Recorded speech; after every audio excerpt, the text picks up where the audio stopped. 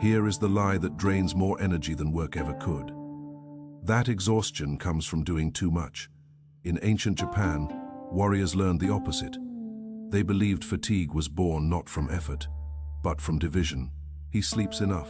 The hours add up on paper. The body lies still long enough to qualify as rest. He eats well, most days, balanced meals, moderation.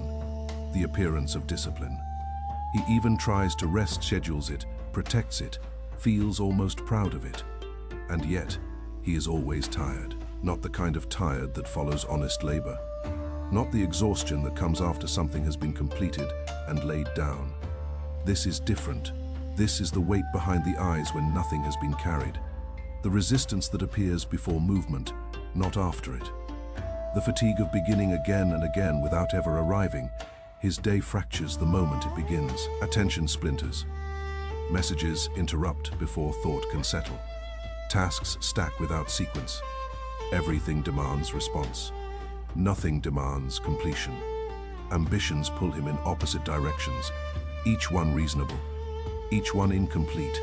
He works, but never feels finished, because finishing requires a boundary, and he has learned to live without them. He rests but never feels restored, because rest without resolution only pauses the noise. It does not silence it. The mind remains crowded. Open loops hum beneath the surface. Unkept words linger like unfinished rituals. Modern culture tells him to manage energy better. Optimize sleep, track calories, adjust routines. Ancient Japan would tell him something harsher. Energy is not lost through effort. It is bled through division. A scattered man bleeds. Strength through invisible wounds, not dramatically, continuously. Every unkept intention drains him. Every delayed action pulls at his spine. Every promise made lightly leaves a residue of tension. His tiredness is not physical, it is moral. It comes from carrying too many unfinished versions of himself. He feels it when he hesitates before simple tasks, when starting feels heavier than doing should be, when clarity arrives only after the day is gone. The problem is not his capacity, it is his fragmentation. The man who decides once moves cleanly through the day. The man who negotiates constantly is exhausted before noon. Until this is seen, nothing changes. Sleep will not help, rest will not restore, because the weight he carries is not in his body, but in the space between what he says and what he does.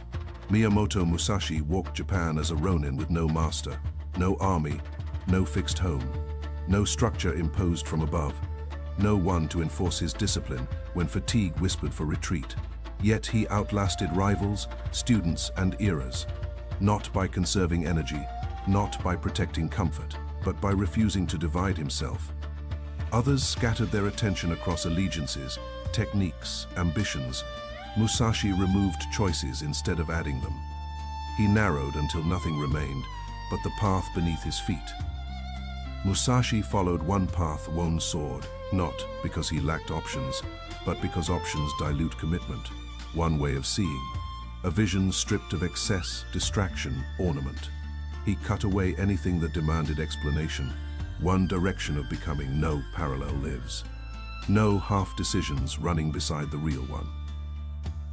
Zen called this a single-pointed mind. A mind so still it does not leak, force sideways, so empty it cannot be pulled apart. Bushido called it an undivided spirit, a spirit that does not argue with itself, a spine that does not bend under competing loyalties. Different words, same posture. Where the modern man multitasks, the samurai narrowed. Where attention is split today, they concentrated it until it burned clean. The modern man feels tired because he lives several unfinished lives at once, each one asking for energy, each one denying completion. Musashi carried only one self, so nothing drained away. This principle shatters the modern worldview. Endurance is not built by rest alone. Rest only pauses depletion. Endurance is built by alignment, when thought, action, and direction face the same way. When energy no longer bleeds through indecision, the man who divides himself must recover constantly. The man who is aligned moves forward without repair. This is why Musashi endured, not because he was harder, but because he was whole, and wholeness once achieved, does not tire easily. Your biology fights this. Not out of malice, out of design. The brain is tempted by novelty because novelty signals possibility.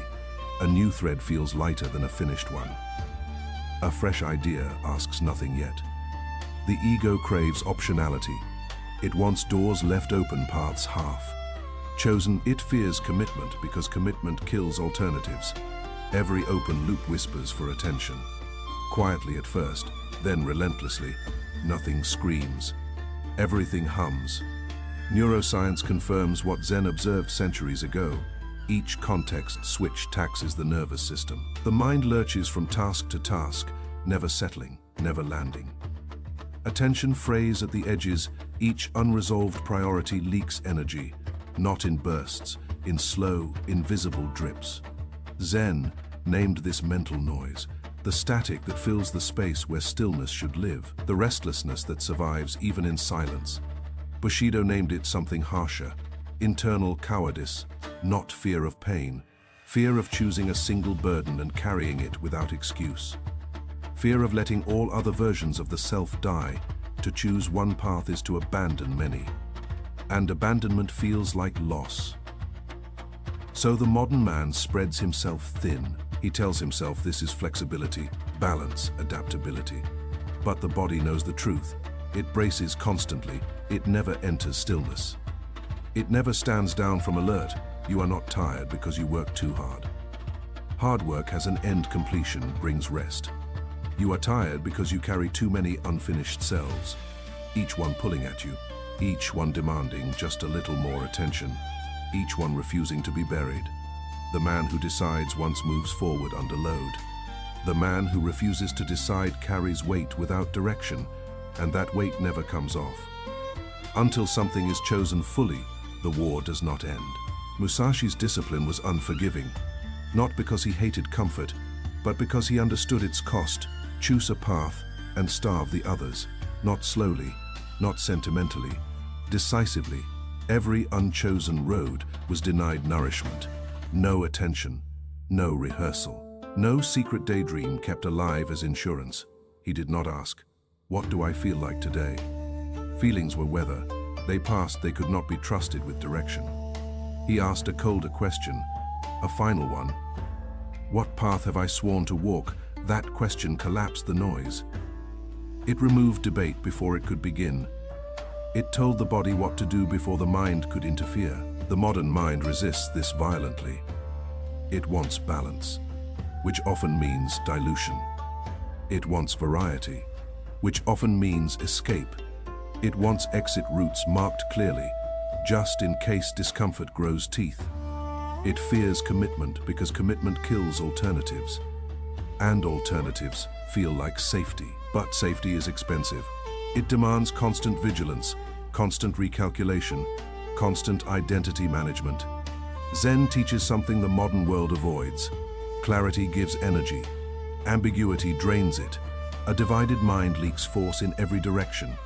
A single-pointed mind moves without friction. When effort flows in one direction, resistance dissolves.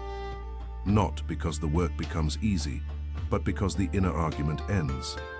Psychology names this reduction of cognitive load, the relief that comes when the mind is no longer carrying parallel lives. Musashi did not name it. He lived inside it. To him, this was freedom. Not freedom to choose endlessly, but freedom from choosing at all. The man who decides once walks lighter even under weight.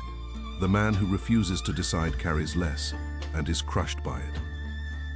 Every day, one of these men survives. The other exhausts himself imagining options he will never fully take. The path does not punish hesitation. It simply withholds momentum, and momentum, once lost, does not return until something else is sacrificed. A blade dulled by hesitation cannot cut cleanly, not because the steel is weak, but because it has been asked to stop mid-motion too many times. Each pause steals heat. Each second guess rounds the edge. Eventually the strike lands, and nothing parts. Water scattered into mist evaporates. It disappears without resistance. Without memory, focused into a river, it reshapes stone, not through force, but through refusal to stop.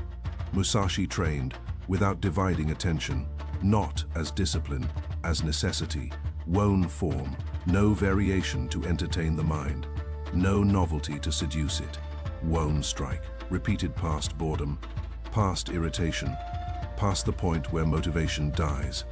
He stayed until mind and body stopped arguing, until intention no longer needed translation, until movement emerged without commentary. That was the forge. The repetition was not gentle. It burned away hesitation. It starved the part of him that wanted options.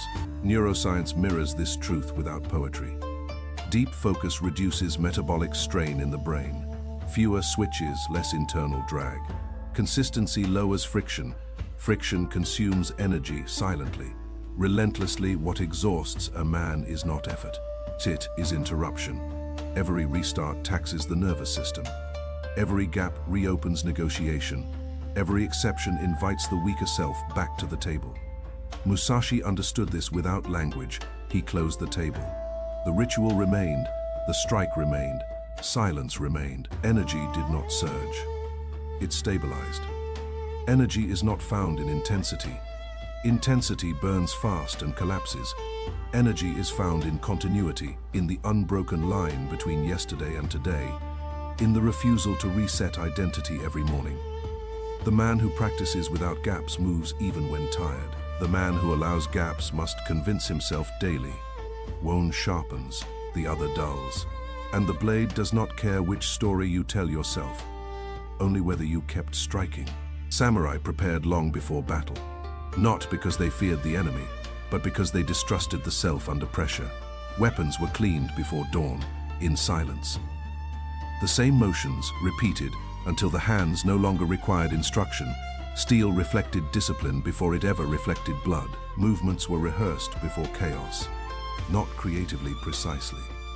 So the body would act when the mind was compromised. Decisions were made before fear arrived, because fear always arrives early, and it always argues convincingly. Musashi understood this. He did not wait for clarity in the moment. He removed the moment's authority entirely. He predecided his priorities. When tired, he trained anyway, not violently, not heroically. As procedure, fatigue was acknowledged, not consulted. When distracted, he returned to the single path. No guilt, no drama, just correction. Distraction was treated like drift, not failure. When tempted, he remembered the cost of division, not abstractly, viscerally. He had already paid it once. That was enough. This was not stubbornness. It was foresight. The self under pressure is not wise. It is persuasive. It uses good language to justify retreat. So Musashi did not argue with it. He outranked it. Modern application is no different. Only the battlefield has changed. You decide in advance what matters. Not when everything is loud. When it is quiet, you remove choices before willpower is tested. Because willpower is unreliable by design, you design life so energy has one direction to flow, one current, one outlet. This is not rigidity. It is conservation. A man does not run out of energy. He leaks it through indecision, through repeated internal debate, through allowing the moment to renegotiate what was already decided. The man who pre-decides moves cleanly through resistance. The man who delays deciding is drained before effort begins. By the time fear arrives, the answer should already be waiting. Anything else is surrender disguised as flexibility. When paths collapse into one, something changes. Not on the surface, not in ways others can name. Inside, you wake without negotiation. No inventory of excuses, no internal bargaining over what the day will demand. The body rises because the decision was made long ago. Work no longer drains you, it carries you, not because it is easy, but because there is no resistance left inside it. Energy stops leaking sideways. Attention stops splintering. What once felt heavy now feels direct. Rest becomes deeper, because rest is no longer escape. It is restoration earned through alignment. Effort becomes quieter. No internal commentary. No self-congratulation, just movement, clean and sufficient. Endurance stops feeling heroic. and starts feeling inevitable.